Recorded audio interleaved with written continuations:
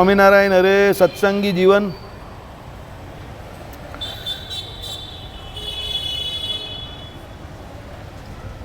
પ્રકરણ 5 અધ્યાય 28મો તારીખ આજે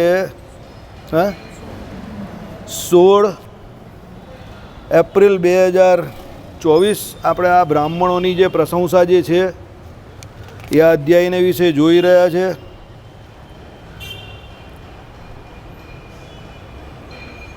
કાલે જોયું કે રાજા જો જીતેન્દ્રિય બ્રહ્મનિષ્ઠ એક પણ વિપ્રને નિષ્કપટપણે ભક્તિથી સેવે તો તેથી થતું સુકૃત સર્વે કરતાં પણ સમ અધિક છે.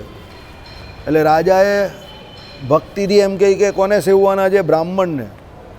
એક બ્રાહ્મણને પણ સેવે નિષ્કપટ ભાવે તો એનાથી તકું સુકૃત બીજા બધા સુકૃત કરતાં ચડી જાય. એટલે બ્રાહ્મણોનો બહુ મહિમા કયો છે શાસ્ત્રોમાં. હવે આગળ જોઈએ. જેવો જીવનને નહીં પામતા ભૂખ્યા અન્નાર્થી હોય તે તમામને જાતિ કુળાદિ ભેદનો વિચાર કર્યા વિના રાજાએ અન્ન આપવું. હવે થોડુંક બ્રાહ્મણની જાતિમાંથી થોડુંક એ કે ભાઈ જે જીવનને નહીં પામતા ભૂખ્યા અન્નાર્થી હોય. જીવનને નહીં પામતા એટલે શું છે કે ભાઈ પોતે પોતાના જીવનમાં સામાજિક કે આર્થિક જીવનમાં એવું કંઈક કરી નહીં શકતા કે જેને કારણે એ લોકોને ખાવા પીવાનું પણ મળે. તેવા જે ભૂખ્યા અન્નાર્થી હોય તે તમામને જાતિ કુળાદિ ભેદનો વિચાર કર્યા વિના રાજાએ અન્ન આપવું. હંમેશા યાદ રાખજો, અન્નાર્થી કોઈ પણ જાતનો હોય, કોઈ પણ કુળનો હોય, કોઈ પણ કામ કરતો હોય, ચાંડાલ પણ હોય ને તો એ ચાંદાળ આદિકને પણ તમે અન્નદાન કરી શકો છો. અન્નદાન કરવામાં કોઈ ભેદભાવ નથી. સમજજો, ભૂખ્યો જે કોઈ હોય એ અન્નનો અધિકારી છે.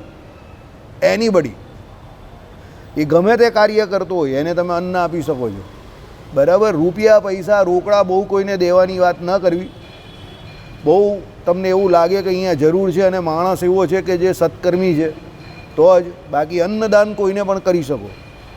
એમાં કોઈ જાતિ કોઈ કુળ કંઈ જોવાનું નહીં. ભૂખ્યો છે આપી દેવું. અન્નદાનની અપેક્ષાએ બીજું દાન શ્રેષ્ઠ નથી. એમ જ મહર્ષિઓએ સ્મૃતિઓમાં નિશ્ચય કરેલો છે. અન્નદાન જેવું શ્રેષ્ઠ દાન કોઈ નથી. આપ્યા જ કરવું, જેટલું થાય એટલું આપ્યા કરવું, જેટલું દેવાય એટલું દેવું. તમારી જેટલી કેપેસિટી હોય એ પ્રમાણે તમે દેશો ને તો તમારી કેપેસિટી ઓર વધશે અને તમને અંદરથી ઇન્ટ્યુશન થશે. સમજજો, તમને એવું ઇન્ટ્યુશન થશે કે ના હવે આ એક કામ કરું છું તો બીજું કરું, બીજું કરું તો ત્રીજું કરું, ત્રીજું કરું તો ચોથું કરું. અને વ્યવસ્થા ઓટોમેટિક સર્જાશે. વ્યવસ્થા એવી વસ્તુ છે કે એવું નહીં કે એમાં તમારી આર્થિક પરિસ્થિતિ તમારી સુધરે, પણ એવી વ્યવસ્થા થશે જેને કારણે તમારું એ કાર્ય જે છે તે વધુને વધુ વિસ્તારને પામશે. બરાબર. એટલે અન્નદાનની અપેક્ષાએ બીજું કોઈ દાન શ્રેષ્ઠ નથી એમ મહર્ષિઓએ સ્મૃતિઓમાં નિશ્ચય કર્યો છે. યદ્યપિ જે કોઈ પણ અન્નાર્થી ભૂખ્યો આવે તેને અન્ન આપવું, આ અર્થ તો સામાન્યતઃ પ્રવર્તે છે. કોઈ પણ અન્નાર્થી આવેલો એ ઘરે એને અન્ન આપી દેવું, આ સામાન્ય અર્થ છે. તથાપિ તે વૈશ્વદેવને અંતે પ્રાપ્ત થતું હોવાથી 5 મહાયજ્ઞોના અંતર્ગત થાય છે. બરાબર. વૈશ્વદેવ કરો એના અંતે પ્રાપ્ત થતું હોવાથી 5 મહાયજ્ઞોમાં અંતર્ગત આ પણ આવે છે. બરાબર. એટલે તમારે જે અન્નદાન કરવાનું છે એમાં અન્નાર્થીને તમે જે આપો છો એમાં પેલા 5 જગ્યા પર જે ઘરમાં પાપ થાય છે એના બદલામાં જે 5 મહાદાન કયા છે તે 5 દાનમાં આ પણ એક આવે છે. શું કે ભાઈ ભૂખ્યાને ભોજન આપવું. આ તો દેશમાં વિચરતા આવા બહુજનોની ક્ષુધા નિવારણ કરવી આવા વિશેષથી રાજાને અધિકાર કરીને પ્રવર્તે છે, માટે આ તેનાથી જુદું જ સમજવું. એટલે અહીંયા જે છે તે રાજાના ધર્મમાં અલગ રીતે લખેલું છે. અહીંયા વૈશ્વદેવ માટે નહીં લખ્યું કે ભાઈ શું લખેલું, દેશમાં વિચરતા આવા બહુજનોની ક્ષુધા નિવારણ કરવી. એટલે આખા ભારત દેશની તમે અત્યારે વાત કરો તો ભારત દેશમાં એવા કેટલા લોકો હશે કે જે ભૂખ્યા રહેતા હશે. હવે એ એમની ભૂખનું નિવારણ કરવાનું કામ કોનું છે? તો રાજાનું છે. તો રાજાએ પોતાની ફરજ સમજીને એના અધિકારમાં આવે છે. એટલે એ એના પેલા વૈશ્વદેવ કે જે 5 પાપ થાય એના અંતર્ગત જે 5 પ્રકારના જે એમ કહે કે પુણ્ય એટલે દાન કરવાના કયા છે એમાં નથી આવતું, રાજાની ફરજમાં આવે છે. એમ બંને વસ્તુ અલગ અલગ છે. વૈશ્વદેવ અને જે એમ કહે કે 5 મહાયજ્ઞો કરવાના જે કયા 5 પાપ જે ગૃહસ્થના ઘરમાં થતા હોય એના બદલામાં એના અંતર્ગત આ નહીં કહ્યું. આ રાજાના રૂલ્સ રેગ્યુલેશનની પણ એની જવાબદારીમાં આવે છે કે ભાઈ રાજાના રાજ્યમાં કોઈ ભૂખ્યો ન રહેવો જોઈએ. યુધિષ્ઠિરને કહ્યું હતું કે જ્યાં સુધી આ મહાભારતનો સંવાદ છે કે જ્યાં સુધી કોઈ પણ રાજાના રાજ્યમાં કોઈ એક ભૂખ્યો છે ત્યાં સુધી એ રાજાને પોતાને જમવાનો અધિકાર નથી. એટલે આખું રાજ બધા જમી લે પછી જ રાજાને જમવાનો અધિકાર છે. ઘરમાં જે પોષક છે તે આખો પોષીય વર્ગ જ્યાં સુધી જમી ન લે ત્યાં સુધી પોષકને જમવાનો અધિકાર નથી, પાલકને જમવાનો અધિકાર નથી. સમજો? એટલે પોષક જે છે તે કે તમે રાજા જે કોઈ છે તે કે જે કોઈ જગ્યા પર જે કોઈ લીડર છે એ લીડરની આ જવાબદારી છે કે બધા જમી લે પછી એ જમવા બેસે. ઘરમાં કામ કરતા માણસ હોય, ડ્રાઈવર હોય, બરાબર, પછી પેલા જે એમ કહે કે તમારા સાફસૂફી કરવા માણસ હોય, એ બધા છેલ્લા માણસ જમી ન લે ત્યાં સુધી માલિકે ન જમવું. અને ઘણા ઘરોમાં મેં આવું જોયું છે, 15-20 માણસોનો સ્ટાફ હોય તો એનો જે ઓનર હોય ને તે બપોરે જમવા આવે અને એ ઓનર જમવા બેસે ને એ પહેલાં હાથ પગ ધોઈ અને ઘરના જે શેઠાણી હોય એટલે એના પત્ની એને પૂછે બધાએ જમી લીધું? હવે એ બધાએ જમી લીધું એમાં એવું ના હોય કે એના ઘરના માણસોએ જમી લીધું, બધા જ ઇન્ક્લુડિંગ ઓલ પીપલ. એટલે કે ના એમ કહે કે પેલો બહાર ગયો છે, એમ કહે કે કેટલા વાગે આવ્યો એવું છે ફોન પર પૂછ. ડ્રાઈવર હોય કે એવો કંઈ ગયો હોય ને પછી એમ કે સાહેબ 2 કલાક પછી આવીશ, નાસ્તો કરી લીધો તો પછી પેલા ભાઈ જમવા બેસે.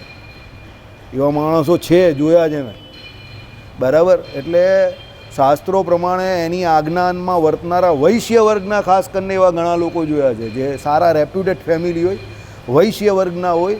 એટલે બીજા પણ હોય છે, અહીંયા કોઈ વર્ગનું કોઈ એ નથી, ઉપર નીચે એવું નથી, પણ આવા વેપારીઓ ઘણા હોય છે કે જે પોતે બપોરે જમવા બેસે એ પહેલાં બધાનું જોઈ લે, બરાબર. ચાલો,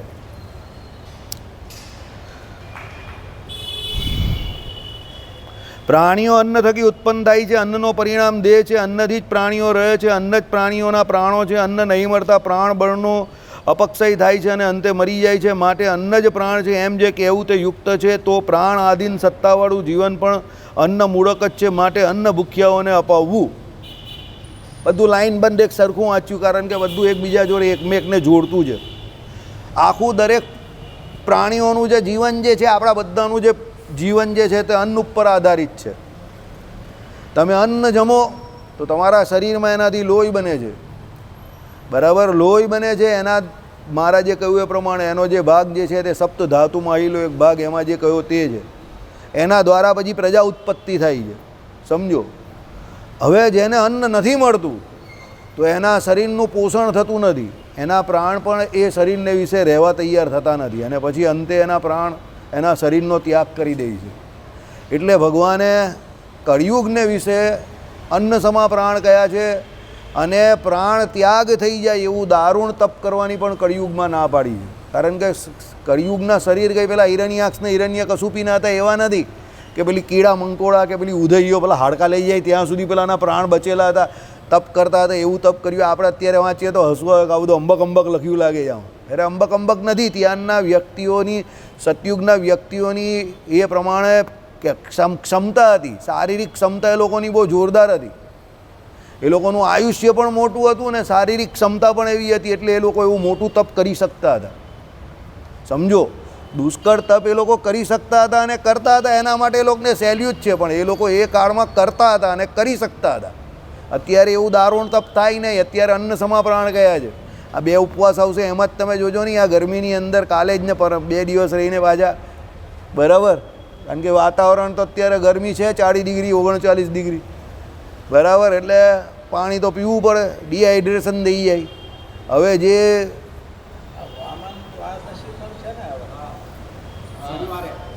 એટલે એના પછી પાછી એટલે 3 ઉપવાસ થઈ જવાના, બરાબર. અને આ લોકો પાછા આ લોકોના 4 હવે બધા ઉપવાસ જ ઉપવાસ છે, બરાબર. આથમવાળા જ આ લોકો પાછા, એટલે ઉપવાસ જ ઉપવાસ. સમજો? એટલે કહેવાનું તાત્પર્ય શું છે કે 3 ઉપવાસ તો ગણીને આવ્યા, મહારાજે કહ્યા એ જ છે. સમજો? હવે અન્ન સમા પ્રાણ ગયા છે, 40 ડિગ્રી ટેમ્પરેચર છે, ડિહાઇડ્રેશન થાય. એટલે પછી જેને જેની જે પ્રમાણેની કેપેસિટી એ પ્રમાણે કરવું. ડાયાબિટીસવાળો કોઈ હોય, સુગર લેવલ ડાઉન થઈ જાય ઉપવાસ કરીને, તો પછી જય સ્વામિનારાયણ. એટલે એણે એની સુગરને ધ્યાનમાં રાખીને કામ કરવું. હમણાં જે એક જગ્યા પર કથા ચાલતી હતી, ભાગવતજીની જ કથા, અને એક ભાઈ એવા સુગરવાળા અને પછી આરામથી નિર્જરા કરીને બેઠેલા હતા. તો પેલા એ વક્તા સ્થાન પરથી કહેવું પડ્યું, હું તમને આજ્ઞા આપું છું કે તમે અત્યારે કંઈ ને કંઈ લીંબુ શરબત કેવું ગ્રહણ કરી લેવું, નહીં તો તમને તકલીફ થશે તો આખા કથાને ને બધાને તકલીફ થશે, બધા દોડતા થઈ જશે. કારણ કે સાંજ સુધી કંઈ લે નહીં, ગરમીનો સમય હોય, સુગર લેવલ ડાઉન થઈ જાય, હાઇપોગ્લાયસેમિયા થઈ જાય, બેભાન થઈ જાય, કોમામાં પહોંચી જાય માણસ, સમજો. એટલે એવી જડતા ના રાખવી. કળિયુગમાં અન્ન સમા પ્રાણ કયા છે. દારૂણ તપ કરવાની ના પાડી છે. તમારું શરીરમાં રોગ હોય, રોગિસ્ત શરીર હોય તો પછી એને અનુરૂપ તમારો ઉપવાસ આદિ જે કંઈ કરવાનો તે કરવાનો, સમજો. હા, તમે અનાજ ન ખાઓ એ વાત બરાબર છે, કંઈક ફળાલ લઈ લેવું જોઈએ, કંઈક એવું લેવું જોઈએ કે જેનાથી તમારું ભજન આમને આમ ચાલુ રહે, બરાબર. ભાઈ જડતા નહીં રાખવાની. બધામાં જડતામાં ચતુર્ભગતના કાન ગયા, બરાબર ને, ઘણા બધાનું ઘણું બધું ગયું છે આપણા સંપ્રદાયમાં પણ ને બહાર પણ, સમજો. એટલે એવી જડતા ન રાખવી.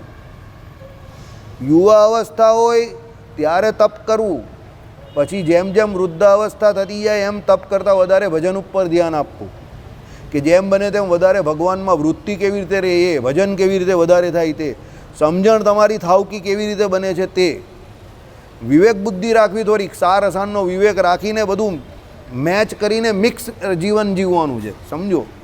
પછી તમે એકલું ને એકલું તપ કર્યા કરો. પેલાની આપણો આવે છે ને અમિતની જેમ, અમિતની જેવી બોડીની વ્યવસ્થા છે એવી વ્યવસ્થા તમારી હોય તો તમે કરી શકો, ન હોય તો પછી તમે એનું જોઈને કરવા જાઓ, લાંબા થઈ જાઓ, હોસ્પિટલ નાખવા પડે તમને, પછી બાટલા, હા ભાઈ ગ્લુકોઝના બાટલા ચડાવવા પડે તમને, સમજી ગયા. એટલે દરેકની એક સરખી કેપેસિટી નથી હોતી.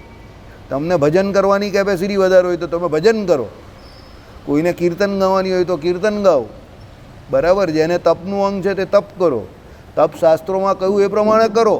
ના નહીં પાડતા કે ઉપવાસ ન કરો, 3 ઉપવાસ છે તો કરવાના છે, અનાજ ન ખાઈને કરવાના છે તો કરવાના, અનાજ ન ખાઈને. પણ એની જોડે તમને લાગે કે ભાઈ આપણાથી ટકા એવું નથી તો પછી ફ્રૂટ લઈ લેવાનું કે એવું કંઈ લઈ લેવાનું, દૂધ લઈ લેવાનું, પણ ભજન થવું જોઈએ, મૂળ વાત એ છે. પછી તમે કરો ઉપવાસ ને પછી તમારી વૃત્તિ ખાવામાં જોઈએ, આખો દિવસ તમને ખાવાનું યાદ આવ્યા કરે ને ભજન થાય નહીં, બરાબર. કાં પછી એક ઉપવાસ થાય ને પછી બીજા ઉપવાસે તમારે ડૉક્ટરની મુલાકાતે જવું પડે, સમજો. એવી બધી જડતા નહીં રાખવાની. લીંબુ પાણી પી લેવાનું શાંતિથી, બરાબર ને, ભજન કર્યા કરવાનું. જો 100 માળા ફરતી હોય લીંબુ પાણી પીને, તે લીંબુ પાણી પીધેલું સારું મારી દ્રષ્ટિએ. પછી બીજા કોઈ ગમે તે કહી શકે છે, એની જોડે મને કોઈ વિરોધ નથી, બરાબર. પણ મને એવું લાગે કે જો 100 માળા ફરતી હોય તો લીંબુ પાણી પી લેવાય, 100 માળા પીવી જરૂરી છે જો ફરતી હોય તો, બરાબર. ચાલો, એટલે આ પ્રમાણે કહ્યું કે ભાઈ અન્ન થકી પ્રાણીઓ ઉત્પન્ન થાય છે, અન્નનું પરિણામ દેહ છે, અન્નથી જ પ્રાણીઓ રહે છે, શરીરનું ટકવાનું જ અન્નથી છે. પ્રાણીઓના પ્રાણ જે છે તે પણ અન્ન જ છે. અન્ન નહીં મળતા પ્રાણ બળનો અપસય થઈ જાય છે અને અંતે મરી જાય છે. પ્રાણ જે છે શરીરમાં ટકેલા છે તે અન્નને કારણે ટકેલા છે, એટલે તો કહ્યું અન્ન સમા પ્રાણ છે. પછી જો એને અન્ન ન મળે તો પછી મરી જાય, સમજો, બરાબર. એટલે કહ્યું છે ને કે 2 दिन की प्यास और 4 दिन की भूख या 3 दिन की भूख अमीरी और गरीबी का फासला मिटा देती है, अच्छे और बुरे का फर्क मिटा देती है. 2 દિવસનો તરસ્યો માણસ અને 3 કે 4 દિવસનો ભૂખ્યો માણસ, પછી એ ગમે તે કરે, પછી એ માલદાર છે કે ગરીબ છે એ જોતો નથી, પછી એ પાપી છે કે પુણ્યશાળી એ જોતો નથી. પછી એને એક જ વસ્તુ દેખાય, તરસ્યો હોય તો પાણી, ભૂખ્યો હોય તો ખાવા પીવાનું, સમજો. હા, કેવા દોડતા હતા બધા કરોડપતિ ને અબજપતિ, એ લોકોના છોકરા દોડાવતા હતા, એ લોકોને નાના નાના રડતા હતા. રૂપિયા હોય તો પણ લોકોને કહે ભાઈ 500 રૂપિયાનું પેકેટ આપ. અડાજણ રોડ પર તમે હાલત જો, 2006માં રેલ આવેલી, તમે અડાજણ રોડ પર હાલત જો, એટલે 20-25 લાખની ગાડીવાળા એના છોકરા માટે પેકેટ, ફૂડ પેકેટ માંગવા આવે, એવી ઘરમાં હાલત હોય. કારણ કે ઘરમાં મેમ સાહેબ તો મેમ ખાવાનું માંગવા માટે જ ને, એ જ તો કહું છું. કારણ કે ઘરમાં મેમ સાહેબ તો મેમ સાહેબ જ હોય, સમજો. ભાઈ ભૂખ લાગે ત્યારે શું કરે, નોટ થોડો ખાવાનો છે, બરાબર. અમે જોયા છે છેલ્લે પછી પાણી ઉતરેલા ત્યારે પેલા લોકો જે હેલ્પવાળા આવેલા ટ્રક લઈને, બધા મોટા મોટા માણસો મોટી મોટી ગાડી લઈને આવે, ચડ્ડા પહેરીને, ભાઈ આપની ભાઈ એક, અરે બીજું એક આપી દે નહીં ભાઈ, એવી હાલત તમે જોવું તો. અને જેટલા પણ પેલા સ્ટોરવાળા હતા બધાને ત્યાં પાણી ઘૂસી ગયેલા, પણ જેટલા ત્યાંથી લઈ ગયેલા માલ તે બધા પાછો લાવેલા. અરે એને ત્યાં તમે ભીડ જોવું તો અડધો કલાકમાં આખા મોટા મોટા ડિપાર્ટમેન્ટલ સ્ટોર ખાલી અડાજણ પર, એવી હાલત. સૂકા નાસ્તાની બધી દુકાન ખાલી, એક દુકાનમાં સૂકો નાસ્તો મમરા ને ચણા લોકો એ બી નહીં છોડેલું, એ પણ લઈ ગયા. પેલો કંઈ ચણા બચેલા છે તે કે એ પણ લાવ, દારિયા બચેલા એ પણ લાવ, પેલો કંઈ પૌવા બચેલા એ પણ લાવ, એવી બૂમ પડી ગઈ.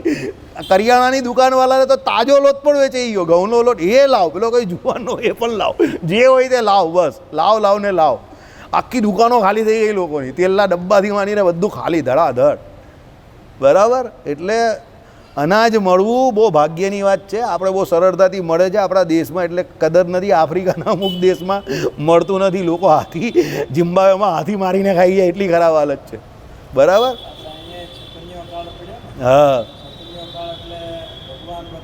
ભગવાન વખતે જ પડેલો, આ તો હમણાં પડેલો. ભગવાન વખતે તો પેલો સંવત 1956.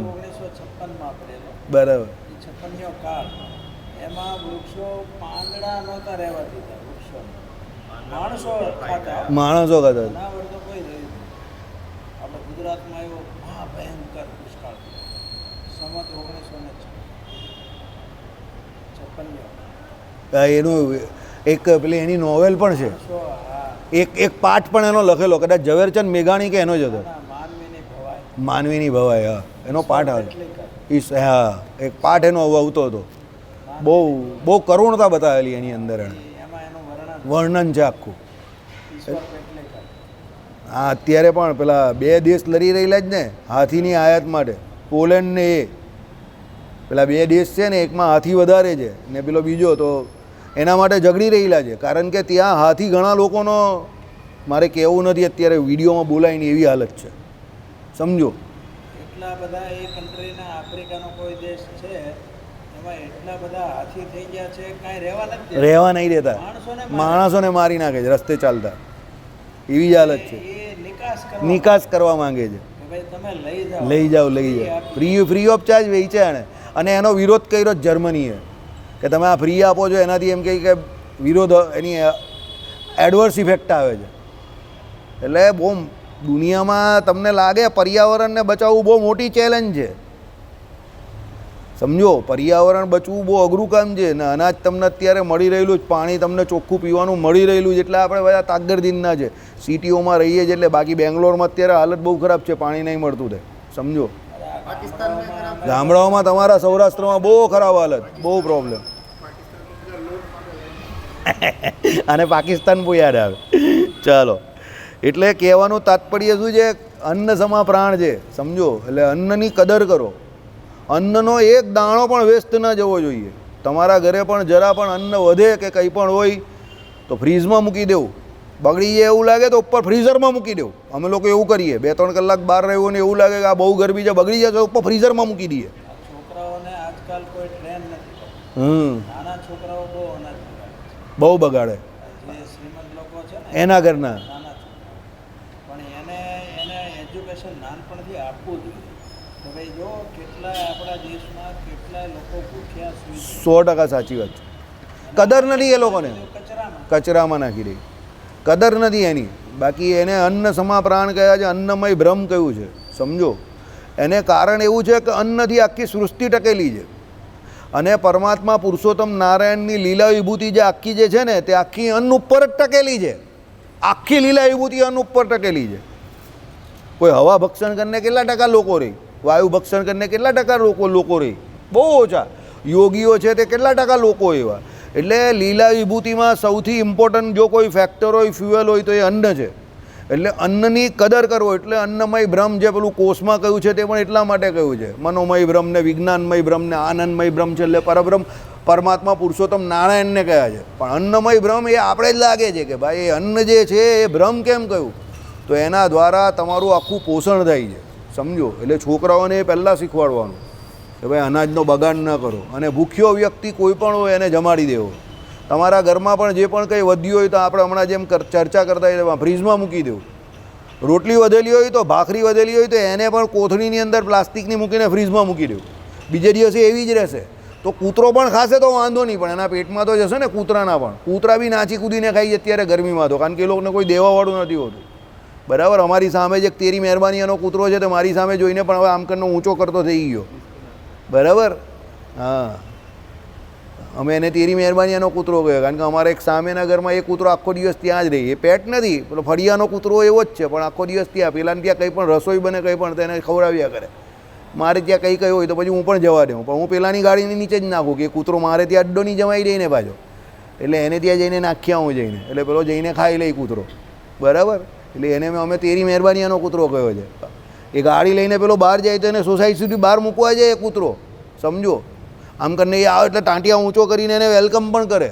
બોલો, એ પેટ નથી પાછો, તો પણ એને એટલી કદર છે કે આ મને ખવડાવે છે. એક માણસ જ એવો છે, જ્યાં ખાય ત્યાં જય સ્વામિનારાયણ પણ કરે અને એનું ખોદે પણ ખરો. પછી આ બે મોટા અવગુણ માણસમાં જ છે.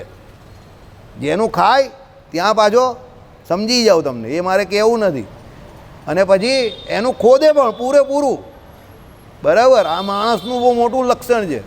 બાકી વફાદાર તો કૂતરા જ હોય છે, સમજો. એટલે તો લોકો કહે છે કે હું કૂતરો નથી એટલે વફાદારી કાથી કરું.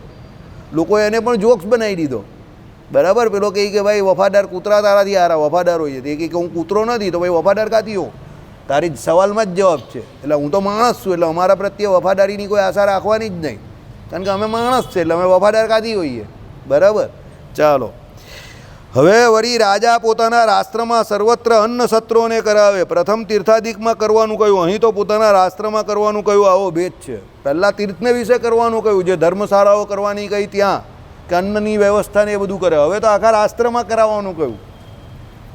પેલો ભાજપનો છે ને પેલો ખેલાડી ગૌતમ ગંભીર, એણે એની પાર્લામેન્ટ કોન્સ્ટિટ્યુન્સીમાં લગભગ 5 રૂપિયા કે 1 રૂપિયામાં ચાવલ અને રાજમા, ચાવલ ને દાલ કે એવું કંઈ કંઈ એ દરરોજ આપે છે એ લોકો, અને લોકો લાઈન બંધ ઊભા રહેલા હોય છે, રોજ આપે છે, દરરોજ. ગૌતમ ગંભીરની પાર્લામેન્ટ કોન્સ્ટિટ્યુન્સીમાં એ નામ આપેલું જ મોટું કહીને ત્યાં ચલો દિલ્હીમાં. હા, દિલ્હીનો છે જ. હા, પણ એનું હજુ પણ ચાલુ છે, બીજેપીનો છે તે, સમજો. હવે એની પાસે રૂપિયા ઘણા છે, ઇન્ટરનેશનલ ક્રિકેટર હતો, એટલે એની ઇન્કમ સારી છે.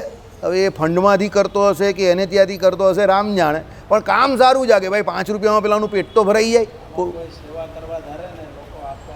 બહુ છે મેનેજમેન્ટ, એટલે એ પણ એ જ કરે છે ત્યાં, એ મેનેજમેન્ટ કરે છે ને. Gautam Gambhir is a very good manager, એ પહેલેથી બહુ સારો મેનેજર છે. એ રમતો તો ત્યારનો is a very good manager. Management હોવી આખી અલગ વાત છે, સમજો. એના માટે તમારો સંકલ્પ દ્રઢ જોઈએ, કામ કરવાનો સંકલ્પ જોઈએ. પહેલાં શું છે કે તમને સેવા કરવાની પહેલાં અંદર ભાવના જોઈએ, તો પછી ધીરે ધીરે મેનેજમેન્ટને એ બધું તો શીખી જવાય. પણ પહેલાં એવી ભાવના જોઈએ. એટલે રાજામાં પણ એવી ભાવના જોઈએ કે ના ભાઈ, મારા રાજ્યમાં કોઈ ભૂખ્યો ન સૂઈ જવો જોઈએ. એ ભીષ્મ પિતાએ જે યુધિષ્ઠિરને જે કહ્યું હતું ને એ પ્રમાણે, બરાબર. ચાલો, એટલે તથા સ્વનિવાસ નગર એટલે રાજધાનીમાં પ્રતિદિન અન્નાર્થીઓને અન્ન બહુ ઉત્સાહથી આપે, બરાબર. અન્ન બહુ ઉત્સાહથી આપવાનું છે. કોણે? રાજાએ. જે કોઈ આવે તે, એની કેપિટલ જે હોય તેમાં. એટલે દાખલા તરીકે આપણે તો ભારતની વાત કરીએ તો દિલ્હીમાં વડાપ્રધાન વેચે ને તો, અને ગુજરાતમાં કહીએ તો ગાંધીનગરમાં, બરાબર. આપણે ત્યાં સરકારની એવી ઘણી બધી સ્કીમ છે જ કે જે અનાજ આપે છે ને, રાશન ને એ બધું આપે જ છે, સસ્તા અનાજ ને એવું બધું આપે જ છે. રાજા અનાથ, પથિક, ભિક્ષુક, બ્રાહ્મણ અને અતિથિઓને પ્રતિદિન અન્ન વડે યથા યોગ્ય સમર્ચે, સમજો. હવે અહીંયા શું કહ્યું છે? રાજા જે હોય તે અનાથ એટલે જેનો કોઈ નાથ નથી તે. પથિક એટલે રસ્તે ચાલતા જે વટે માર્ગુ હોય ને તે. ભિક્ષુક એટલે જે એમ કહે કે સાધુ હોય, ભિક્ષુક હોય, માંગીને ખાનાર હોય તે. બ્રાહ્મણ એ તો બ્રાહ્મણ જ છે. અને અતિથિ જે કોઈ આવી જાય રાજાને ત્યાં અને અનાજની યાચના કરે તે બધા આવી ગયા આમાં. એ બધાને યથાયોગ્ય અન્ન વડે સમર્ચે. અહીંયા લખેલું છે ભિક્ષુ વગેરે સત્કારનું પદ છે. અનાથ પથિક તો સુધા નિવારણ વડે આદરણીય છે. આવો વિશેષ હોવાથી યથાયોગ્ય એમ કહ્યું છે. શું કહ્યું અહીંયા? ભિક્ષુ વગેરે સત્કારનું પદ છે. મેં તમને આપણે આગળ પણ વાત કરેલી કે ભિક્ષા માંગવી એ કંઈ ખરાબ કામ નથી. ભિક્ષાનું અન્ન તો સૌથી શ્રેષ્ઠ કહ્યું છે, એટલે એ તો સત્કારનું કામ છે, સમજો. કોઈ ભિક્ષુકને જમાડવું એ. પણ પેલા જે કયા અનાથ અને પથિક, એ તો પોતાની ભૂખ નિવારણ કરવા માટે આવેલા છે, સમજો. તો એવા જે કોઈ છે એ પણ આદરણીય છે. ભિક્ષુક તો આદરણીય છે જ, એની જોડે પેલા અનાથ અને પથિક પણ આદરણીય છે. તો આવો વિશેષ હોવાથી યથાયોગ્ય એમ કહ્યું છે કે ભાઈ એ લોકોની તે પ્રમાણે વ્યવસ્થા કરવી. ભિક્ષુક આદરણીય વધારે છે, કારણ કે ભિક્ષાથી ગ્રહણ કરવું એ બહુ શ્રેષ્ઠ કામ છે. ભિક્ષુક જે છે એણે જાણી જોઈને ઈચ્છાથી ભિક્ષા માંગવાનું સ્વીકારેલું છે. પેલો પથિક જે છે કે જે અનાજ છે એ એના ભાગ્યથી બનેલો છે. સમજો, એટલે બંનેના એમાં ફરક છે, માંગવામાં પણ ફરક છે. આ આપવાવાળા માટે બધું ભલે એક હોય, પણ આમાં યથાયોગ્ય શબ્દ એટલા માટે લખેલો છે, બરાબર, કે યથાયોગ્ય એટલે શું છે, ભિક્ષા જેને આપવાની છે એને વ્યવસ્થિત આપવી. પણ સૌથી મોટી વાત, ભિક્ષુકને માન સન્માનથી આપવું, કારણ કે ભિક્ષુક સાધુ છે. સમજો, પેલા બિચારા જે કોઈ છે અનાથ છે કે પથિક છે એ તો બિચારા હવે તમે લાઇનમાં ઊભા રાખશો તો ઊભા પણ રહેશે, પણ પેલો ભિક્ષુક જે છે એ નહીં ઊભા રહેશે. એ તો એક ઘરમાં ન મળે એટલે તરત બીજા ઘરે ચાલ્યા જશે. સમજો, એટલે એ વ્યવહારિક બુદ્ધિ જોઈએ તમારામાં. દરેક જગ્યા પર એકને એક કૂટ નહીં કરવાનું. કોઈ કામ શરૂ કરવું અને શરૂ કરીને એને નિભાવવું લાંબા સમય સુધી, આ બહુ કઠણ કામ છે. અને કોઈ કામ કોઈ કરતો હોય અને એની ટીકા ટિપ્પણી કરવી, આ કામ બહુ સહેલું છે. ટીકા કરવી બહુ સહેલી છે, કામ કરવું બહુ અઘરું છે. 2.5 કલાકની ફિલ્મ બનાવવી બહુ અઘરું કામ છે. 2.5 કલાકનું નાટક બનાવવું, પ્લે બનાવવું બહુ અઘરું કામ છે. પબ્લિકને ધ્યાનથી રસ પડે એવું બનાવવું બહુ અઘરું કામ છે. પણ 2.5 કલાકના નાટક ઉપર 15 મિનિટ તમારે ટીકા ટિપ્પણી કરવી કે આમાં આ બોરિંગ હતું ને પેલો આમ બોલ કરવું, તો એ બહુ સરળ કામ છે.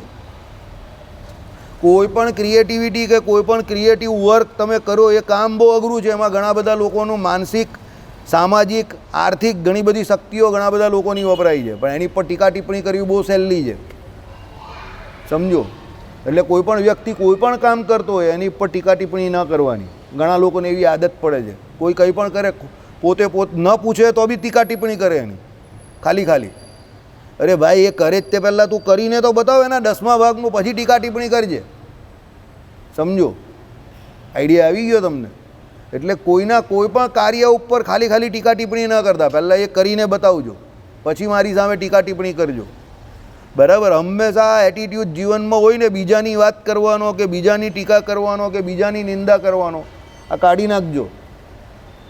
બી અ સેલ્ફ ક્રિટિક. તમે તમારી ટીકા જાતે કરતાં શીખો કે મારે શું કરવાનું છે. તમે તમારા વિશે વિચારો, બીજા વિશે ન વિચારો. આપણા જીવનમાં બહુ ઉણપ છે, અને એ ઉણપને આપણે જો આજથી સીધી કરવા માંગશું તો આખી જિંદગી નીકળી જશે ને તો પણ ઓછી પડશે. બીજાની ટીકા ટિપ્પણી ન કરો કે આણે આમ કર્યું ને પેલાએ પેલું કર્યું ને ફલાણું કર્યું ને ઢીમકું કર્યું. તમે એની ટીકા કરો છો એનો મતલબ જ એવો છે કે એણે કંઈ કરેલું છે. સમજો, તમે કોઈ પણ વ્યક્તિની ટીકા કરો છો એટલે એનો મતલબ એવો થયો કે એણે કંઈક કરેલું છે, ને તમે ટીકા જ કરો છો ખાલી, બીજું કંઈ નહીં કરતા, એટલે એનો મતલબ એવો થયો તમે કંઈ નહીં કર્યું, એટલે તમે ટીકા કરો છો.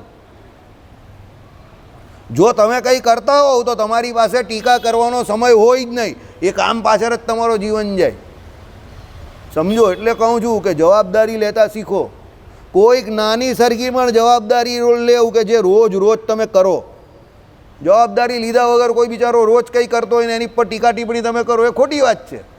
એ સમય તો સાચવે છે. આ જગ્યાની જ વાત કરું, રાજુભાઈ, પછી પેલા આનંદભાઈ અને બીજા 2-3 આપણા મંડળના હતા, તે સભા ચેસ્તા બોલતા હતા, અને એ લોકો જે દિવસે અસ્તમ થાય તો 2003 થી 5 કે 6નો સમય અહીંયા એવો હતો કે સભા મંડપમાં ઘણા દિવસ લાઇટ નહીં સળગતી હતી. બોલો, સાંજે એટલી ખરાબ હાલત. તમે સામેથી અમે લોકો આવીએ ને જઈએ અને અમે પ્રદક્ષિણા ફરીએ તો અહીંયા લાઇટ નહીં સળગતી હોય, એટલી ખરાબ હાલત, લાઇટ પણ બંધ હોય. સમજો, એટલે સભા મંડપને ધગધગતો રાખવા માટે, ધમધમતો રાખવા માટે પણ માણસની જરૂર છે, હરિભક્તની જરૂર છે. સમજો, હરિભક્ત વગર કંઈ થતું નથી. એટલે સમયસર જે કોઈ હરિભક્ત મંદિરમાં આવીને ખાલી નિયમ પણ કરે છે, તો એ જે કંઈ કરે છે, જે રીતે કરતો હોય, તે ચોપડીમાંથી વાંચીને કરતો હોય કે કોઈ તૂટેલી ભાંગેલી ભાષામાં કરતો હોય કે 2-4 શબ્દ ઉચ્ચારણમાં ખામી હોય, પણ એ સમયસર રોજ આવીને એ કરે છે ને, તો એને માન સન્માનથી જુઓ. કેટલા હરિભક્તો આપણા મંદિરમાં એવા છે જે 30-30, 40-40, 50-50 વર્ષથી એકને એક નિયમ વર્ષો સુધી કરતા હોય છે. સમજો, કે જે 8 વાગે આવતો હોય તે 8 વાગ્યાનો, જે 9 વાગે આવતો હોય તે 9 વાગ્યાનો, જે રાજભોગમાં આવતો હોય તે રાજભોગના, જે એના પછી ઉત્થાપનમાં આવતા હોય તો એ, જે અત્યારે આરતીમાં આવતા હોય તો એ, પછી જે શયનમાં આવતો હોય એ, અને જે મંગળામાં આવતો હોય એ, અને કન્ટિન્યુટી એ લોકોની 30-30, 40-40, 50-50 વર્ષની હોય છે. રિજનલ પ્રોબ્લેમ હોય, ભણતરનો અભાવ હોય તો આમ તેમ બોલવા ચાલવામાં જરા આમ તેમ હોય, પણ એ બધી વસ્તુ બહુ જોવાની નહીં. એ બધી વસ્તુ નિગ્લેક્ટ કરો. જોવાનું શું છે કે 30, 40, 50 વર્ષથી એકના એક નિયમ જે મંદિરના જે છે એ કન્ટિન્યુટીમાં કરે છે, એનો ગુણ લેવો કે ભાઈ એ સભા ચેષ્ટા બોલે છે, કે સવારે વંદુ બોલે છે, કે મંગળા આરતી બોલે છે, કે પછી જે નિયમ કે અહીંયા કથા વાર્તા થાય એમાં 3 મેમ્બર હોય કે 4 મેમ્બર હોય, પણ એ આવીને બેસી જાય હરિપ્રકાશ શાસ્ત્રીની સામે, તો એને રિસ્પેક્ટ પૂરેપૂરી આપો. હરિભગતને એને પણ દુનિયા લાગેલી છે, એના પણ બાયરી છોકરા છે, સમજો, તો પણ એ રોજ ટાઈમ કાઢીને અહીંયા આવી જાય જ ને. એટલે એ રિસ્પેક્ટેડ વ્યક્તિ છે, એને રિસ્પેક્ટ આપો, એના કાર્યને રિસ્પેક્ટ આપો. એ કેવી રીતે કરે એ પણ ન જુઓ, પણ એના કાર્યને એ જે સમય ફાળવે છે એને રિસ્પેક્ટ આપો. ટીકા કરવી બહુ હેલ્ધી છે કે એ તો આમ ભૂલ કરે જ નહીં, એ તો આ કરે છે ને એને કંઈ નહીં આવડતું ને ફલાણું છે ને ઢીમકું છે. તું ટીકા કરે છે, તું ખાલી એની જેમ 30 કે 40 વર્ષ કન્ટિન્યુટીમાં આવી તો જો, તો ખબર પડશે. એક કોઈ પણ કાર્યને શરૂ કરવું, આ પહેલું સ્ટેપ છે. અને બીજું, એ કાર્યને એ જ તીવ્રતાથી જ્યારે શરૂ કર્યું હોય એ એનાથી વધારે તીવ્રતાથી લાંબા સમય સુધી ચલાવવું, આ સૌથી કઠણ કામ છે. અને ખાસ કરીને સુકૃતમાં આવું જ થાય. તમારી જ્યારે શ્રદ્ધા તીવ્ર હોય અને બધું બરાબર હોય એટલે તમે શરૂ કરી નાખો, પછી ધીરે ધીરે ધીરે તમારી શ્રદ્ધા મંદ થવા માંડે, તીવ્રતા ઘટવા માંડે, તમારી ઉંમર વધવા માંડે, એટલે પછી ધીરે ધીરે ધીરે ધીરે કરીને બંધ થઈ જાય. એ ન થવું જોઈએ. તમે જાઓ પછી પણ એ ચાલુ રહે એવું કંઈક કરી જાઓ, વ્યવસ્થા એવી કરી જાઓ કે તમે જાઓ પછી પણ એ ચાલુ રહે. સમજો, ઘણા મોટા પુરુષોના એવા કાર્ય ઘણા છે કે એના ગયા પછી પણ એ ચાલુ હોય. કેમ? એ આદત પાડીને જાય બીજાને. એટલે ગ્રહસ્થ હોય એને એના છોકરાઓમાં આદત આપવાની છે. એટલે અહીંયા રાજાનું કહેલું છે કે ભાઈ રાષ્ટ્રમાં એ આ પ્રમાણે જે બીજા પણ ભૂખે ન મરે એના માટે બધા માટે પ્રયત્ન કરે. આ બહુ શ્રેષ્ઠ કામ છે. ચાલો, આ રીતે જે અનુદીન કરે છે તેણે દેવતાઓ અત્યંત તૃપ્ત કર્યા થાય છે. આવી રીતે જે રોજ કરે છે એનાથી દેવતાઓ બહુ તૃપ્ત થાય છે. સમજો, બરાબર? દેવતાઓ તૃપ્ત થાય છે એટલે ભગવાન પણ તૃપ્ત થાય છે, કારણ કે પરમાત્મા પુરુષોત્તમ નારાયણ અંતર્યામી પણ એ દરેક જીવમાં રહેલા જ છે. એટલે તમે કોઈ એક જીવને કે 2 જીવને કે રાજા હોય તો કેટલા બધાને એવી રીતે ખવડાવી પીવડાવીને એનું પોષણ કરે છે, તો એ ભગવાન વિષ્ણુનું કામ કરે છે. તો ભગવાન વિષ્ણુ એની પર વિશેષ કૃપા કરે છે. બરાબર?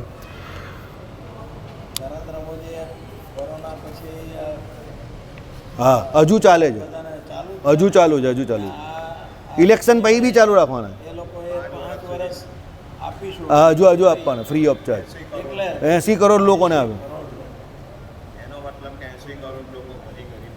હા, છે જ ને, તો છે જ. હા, કાંઈ નથી આટલું બધું, કંઈ આટલું કશે નહીં. અરે આપણા શૈલેષભાઈ આવશે, પૂછજો નહીં એમને જ. હમણાં વરસ જ રહીને આવ્યા હતી. એ કહે જ છે ને કે આપણે એવું લાગે કે બધું બધે બરાબર છે, બધે જ ગરીબ છે, અને બધે આપણા જેવા માણસ પણ છે, અને બધે દયાળુ પણ છે, અને બધે ક્રાઇમ માઇન્ડેડ પણ છે. દુનિયામાં બધે જ એવું છે. હા, વધતા ઓછા પ્રમાણમાં હોય, પર્સન્ટેજ વેરિએશન બધે હોય, કારણ કે આપણે બધા છેલ્લે તો માણસ જ છે ને.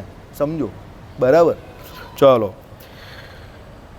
જે રાજાના પૂરમાં અન્ન વિના એક દિન જે કોઈ પણ જન ભૂખ્યો રહે છે, જો આવી ગયો આ મહાભારતમાં છે, તે રાજાના પુણ્યને તે હરી લે છે, એમાં સંશય નથી. એટલે જે લોકો ભૂખા રહે તે રાજાના પુણ્યને હરે છે. બરાબર? મોદી સાહેબને આ ખબર પડી હશે કશેથી, એટલે બધા એટલે મોદી સાહેબ બધાને જમાડે છે. એ તો જીતવાના જ છે. બરાબર? એમાં કોઈ શક જ નથી. કોઈને એવો શક છે કે ભાઈ 350 આવશે ને આ વખતે રેકોર્ડ બધા બ્રેક થઈ જવાના છે. તમે જોઈ લેજો, બધા મીટર તૂટી જવાના છે. બરાબર? ચાલો, 403 ઉપર આવે ને તો એને જે ચેન્જ કરવાની બધા થઈ જશે, બધા થઈ જશે. માટે સુબુદ્ધિ રાજા, આ તમને કહી દઉં, ગુજરાત પાર્ટ 2 ઇલેક્શન છે. હવે વધારે આમાં ડિસ્કશન કરવાની કોઈ જરૂર નથી. ગુજરાત પાર્ટ 2 ઇલેક્શન છે. ગુજરાત પાર્ટ 2 ઇલેક્શન છે. સમજી જાઓ, સમજવાવાળા સમજી ગયા. ના, ગુજરાતનું ઇલેક્શન આપણું ગયું ને વિધાનસભાનું, એમાં 157 સીટ આવેલી કે નહીં. This is Gujarat part 2. બસ, હવે આનાથી વધારે મારે કોઈ ટિપ્પણી કરવી નથી, કારણ કે હું રાજનીતિજ્ઞ નથી એટલો મોટો. પણ આ ગુજરાત પાર્ટ 2 ઇલેક્શન છે. આમાં કોઈ કોમ્પિટિશન કે કોઈ હરીફાઈ પણ થવાની નથી. આ પણ તમને કહી દઉં. બરાબર? એટલે બહુ આખા ઇન્ડિયા પરિપ્રેક્ષની વાત કરું છું. એટલે એનું રિઝલ્ટ એવું આવશે જેમ ગુજરાતનું રિઝલ્ટ આવેલું ને, ઘણે બધે જ વધશે. બરાબર? ચાલો. માટે સુબુદ્ધિ રાજા સ્વયં સાવધાન થઈ પૂરમાં. કદાચ એવું બની શકે કોંગ્રેસનો ભારત આઝાદ થયો પછી સૌથી વર્સ્ટ પરફોર્મન્સ આ વખતે આવશે.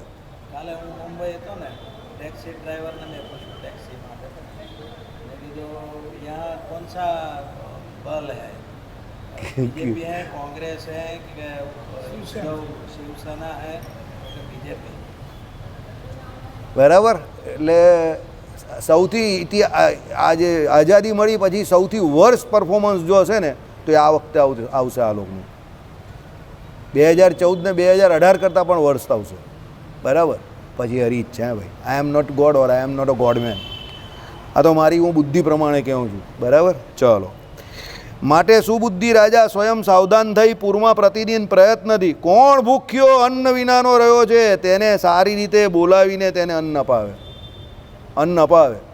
ભૂખ્યાને શોધીને બોલાવવાના છે અને પછી એને અન્ન અપાવવાનું છે રાજ્યના એમાંથી. બરાબર. કોષમાંથી કે ભાઈ આને અનાજ આપો, આને જમાડો. સમજો. અરે આપણે તો એવી હાલત છે, લોકો ઘરમાં ભૂખા હોઈ જાય. બરાબર. તો બિચારા બહારથી કાઢી લાવવાના. બરાબર. આપણે ત્યાં લોકો બધા પીડા બીજાની બધાની અલગ અલગ છે. કોઈ પેલા બીજા વ્યક્તિથી પીડિત છે, કોઈ આનાથી પીડિત છે, કોઈ ને સૌથી વધારે પીડિત આપણે ત્યાં કોણ છે ખબર? હું કહું તમને, ખોટું લાગી જશે. આપણે ત્યાં સૌથી વધારે મોટા બીમાર માણસ કાં છે ખબર? અહીંયાથી બહુ બીમાર છે. અહીંયાથી બહુ બીમાર છે. જે પ્રોબ્લેમ નથી એને પ્રોબ્લેમ જાતે બનાવેલો જ બધાએ કે આ હું કરી નહીં શકતો. બસ અહીંયાથી વધારે નહીં, અહીંયાથી બહુ બીમાર છે. અહીંયાથી બીમાર હોય તો બી એ જાતે કરે છે ઘણા લોકો. હા, બધા અહીંયાથી બહુ બીમાર છે. હા, બધે જ છે.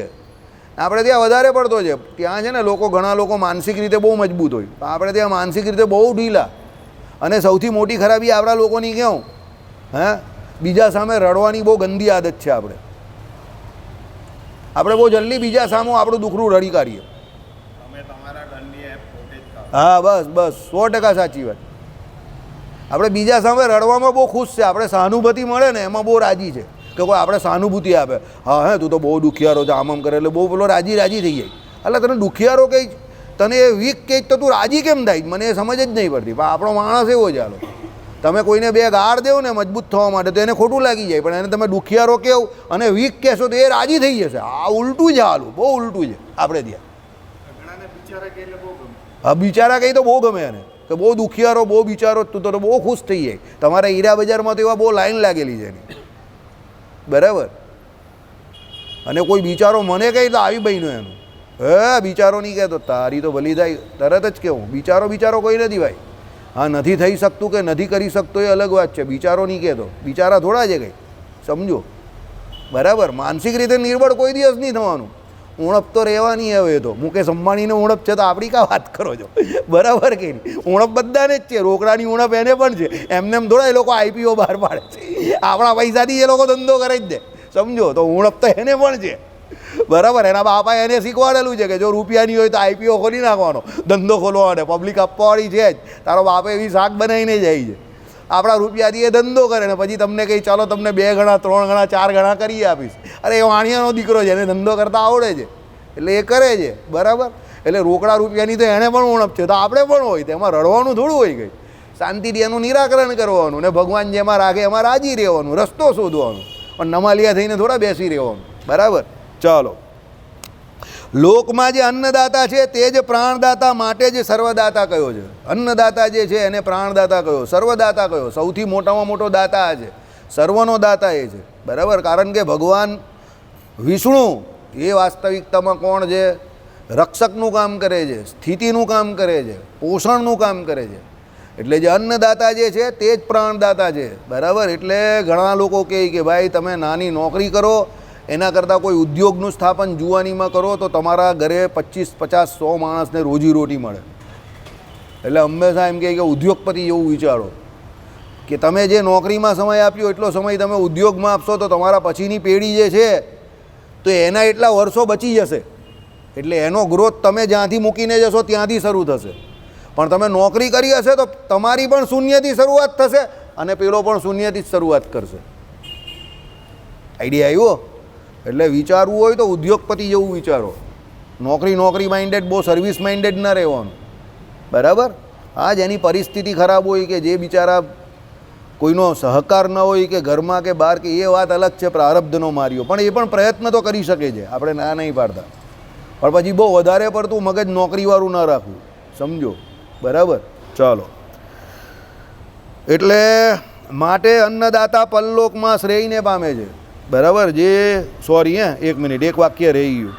જીવતો નર શ્રેય સાધનને અનુષ્ઠાન કરવા સમર્થ થાય છે, માટે અન્નદાતા પરલોકમાં શ્રેયને પામે છે. હવે દાખલા તરીકે કોઈ અન્ન વગર મરતો હોય તો એને જીવતો રાખવા માટે અનાજની જરૂર છે, તો કોઈ એને અનાજ આપીને જીવાડે છે, તો પેલો પછી એ એના શરીરથી એનો શ્રેયનો પ્રયત્ન કરે છે, તો એના શ્રેયના પ્રયત્નથી પેલા જે અનાજ આપેલું છે એનું પણ શ્રેય થાય છે, કારણ કે એને જીવાડ્યો તો પેલો પ્રયત્ન કરી શકે છે ને, સમજો, બરાબર. માટે અન્નદાતા પરલોકમાં શ્રેયને પામે છે અને આ લોકમાં શ્રેય તથા સત્કીર્તિને પણ પામે છે. એટલે આ લોકમાં શ્રેય અને સત્કીર્તિ બેઉ એને મળે છે, બરાબર. તમને તમારા કર્મો દ્વારા લોકો ઓળખવા જોઈએ. People should know you by your, શું કહેવાય, ડીડ્સ, તમારા કર્મોથી. તમારી એડવર્ટાઇઝ કે પબ્લિસિટી કરવાની તમને જરૂર પડવી જોઈએ નહીં, તમારું કામ જ બોલવું જોઈએ, સમજો. અને કામ એવું કરો કે તમને 10 માણસ ગાળ દે તો પણ 50-100 માણસ એવું કહેવાવાળા મળી જાય કે એ તો કામ કરે એટલે ગાળ તો ખાવાની, સમજી જાઓ. હવે એ 10 ગાળ દે કે પેલા 50-100 તમને સારું કે એના માટે કામ તમારે નહીં કરવાનું. પાછા યાદ રાખજો, કામ તમારે તમારી જાત માટે કે ભગવાનને રાજી કરવા કરવાનું છે, સમજો. તમને પોતાને તમારા જીવનથી સંતોષ હોવો જોઈએ કે ના ભાઈ હું કંઈક જીવું છું. બાકી સ્વાર્થી વ્યક્તિ પોતાના માટે જીવે છે તો બધા જીવે છે, જાનવર પણ જીવે છે, પણ તમે જીવો છો એનો સૌથી મોટો પુરાવો શું છે કે તમને એવો સંતોષ હોવો જોઈએ કે પરમાત્માની આજ્ઞાથી તમારાથી જેટલું બને એટલું તમે દાન દક્ષિણા જે કંઈ હોય તમારી પાસે એ કરો છો તન મન ધનથી, બરાબર. તો એ તમારી કેપેબિલિટી અને કેપેસિટી પ્રમાણે તમે જે જીવન જીવો છો એ જ તમારા માટે સંતોષનું સૌથી મોટું કારણ છે. એ ભલે ફક્ત 10 રૂપિયાની મદદ હોય, અહીંયા ક્વોન્ટમ નહીં જોવાતી. આ છોકરો છે એની કેપેસિટી પ્રમાણે એને એના પપ્પાએ આપ્યા હોય ને એમાંથી ભલે 10 રૂપિયાની મદદ કરે કોઈને, ક્વોન્ટમ નહીં જોવાતી.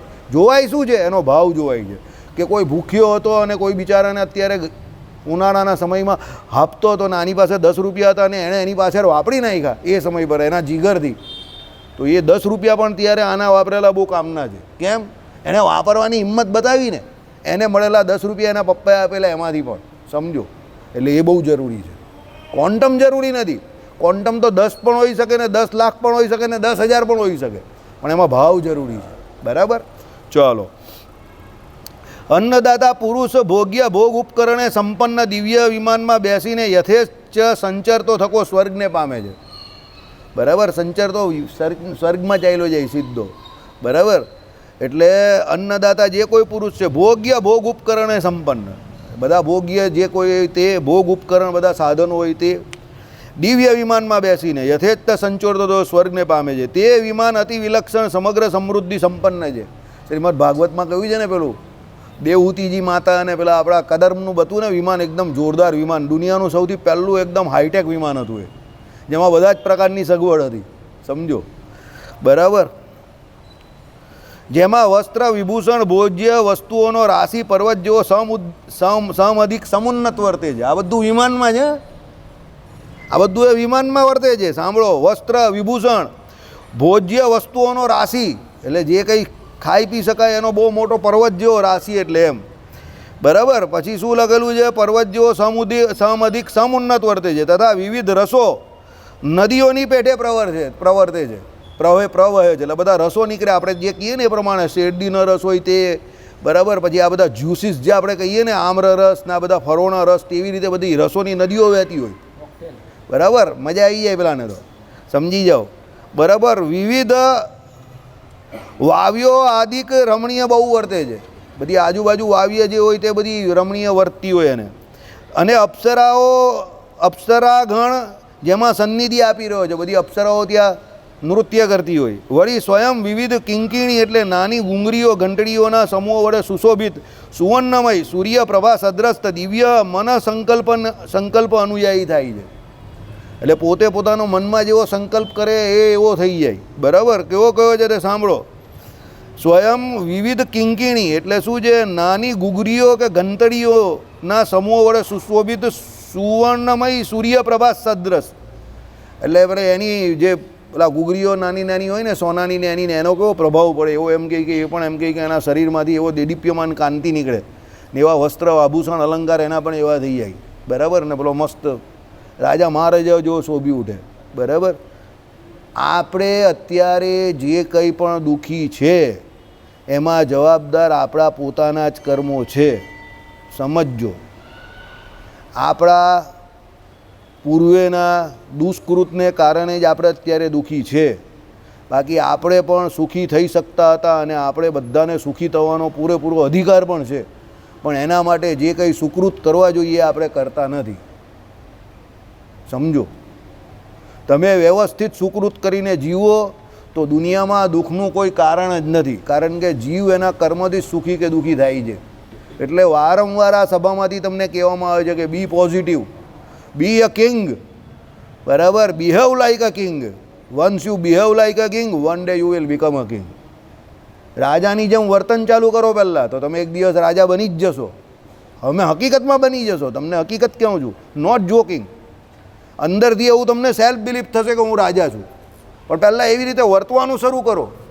આપણે શું છે કે પોતે જ પેલા ભિખારી જેવું વર્તણું કોઈ આપણું તૂટેલા ભાંગેલા, આનું લઈ લઉં પેલાનું લઈ લઉં, મફતમાં મળી જાય તો સારું, તરત લાવ, જલ્દી લાવ, ગરમ લાવ, મફતનું લાવ, તો પછી આપણે એવા જ થઈ જઈએ, ખડભંગુ ઝડભંગુ જેવા.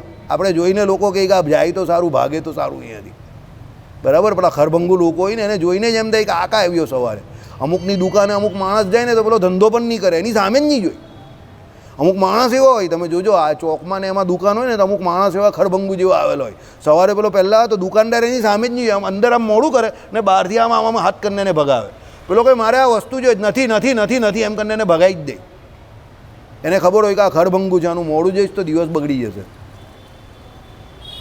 અને અમુક સાધુ સંત એવા આવેલો હોય તેને સામેથી બતાવે, આવે ને વસ્તુ આપે, અરે ફ્રી ઓફ ચાર્જ માગે તો એફઓસીમાં આપી દે, પણ એના પેલા એ જોઈને આપી દે કે આ રાજા માણસ છે, આને દેવાય એમ, બરાબર. એની જોડે હિસાબ પણ ન કરે. અમુક પેલા ખરભંગુ જેવા આવેલો હોય તો દૂરથી જ ભગાવી દે, તું જાતો ભાઈ, આવતો નહીં કાલથી પાછો, બરાબર. એટલે તમે પોતાના પર્સનાલિટીના અને પોતાના કરતા પોતે જ છો, કોઈ બીજું નથી. ચલો. હે દ્વિજવર્ય રાજા, તે સ્વર્ગમાં ઇન્દ્ર સંબંધી દિવ્ય વિમાનાદિ વાહન ભોગો, દિવ્ય અપ્સરા ભોગો, દિવ્ય અમૃત રસો ભોગો, રસ ઉપભોગો અને બીજા બહુ સુખો ને ગંધર્વ ગણોએ ગાન કરાતી છે કીર્તિ જેની એવો થકો ભોગવે છે. રાજા સ્વર્ગમાં જઈને જો અન્નદાન આ બધું કર્યું હોય તો આ પ્રમાણે સુખ ભોગવે શાંતિથી. રાજા ભોગવે તો તમે પણ ભોગવી શકો છો, શાંતિથી કરો, દાન પુણ્ય કરો, ભગવાનનું નામ દઈને. આપણે સ્વર્ગમાં નથી જવું, આપણે ભગવાનને રાજી કરવા માટે આ કામ કરવાનું, તો આપણે ભગવાનના ધામમાં જઈને ભગવાનનું સુખ મેળવશું. આ સ્વર્ગવાળો છેલ્લો મુદ્દો આપણા માટે નથી એમ કરીને કાઢી નાખો. આપણે જે કંઈ કરીએ છીએ તે પ્રભુ પ્રસન્નાર્થે કરવાનું, કે ના મારો ભગવાન રાજી થશે એના માટે કરીએ છીએ, તો આપણે ભગવાનના ધામમાં જઈશું, બરાબર. ઇતિ શ્રી સત્સંગીજીઓને પંચમ પ્રકરણે ધર્મ ઉપદેશે રાજધર્મેશુ બ્રાહ્મણ પ્રશંસાદી નિરૂપણ નામા અસ્તો 20મો અધ્યાય, એટલે 28મો અધ્યાય પૂર્ણ થયો. હવે આવતીકાલે આપણે 29મો અધ્યાય જોઈશું. કાલે રામનવમી છે, બધાએ કરવાની છે. કાલે 8:30 વાગે અહીંયા ભજન છે, એટલે આપણે એ પહેલાં સભાને આટોપી લઈશું. એક નાનો સરખો કાર્યક્રમ છે તે જીગરભાઈ આપણે 8 વાગે અહીંયા ચાલુ કરી દેવો પડશે, 8:30 અહીંયા પબ્લિક ચાલુ થઈ જશે, બરાબર. ચાલો. શ્રીપતિમ શ્રીધરમ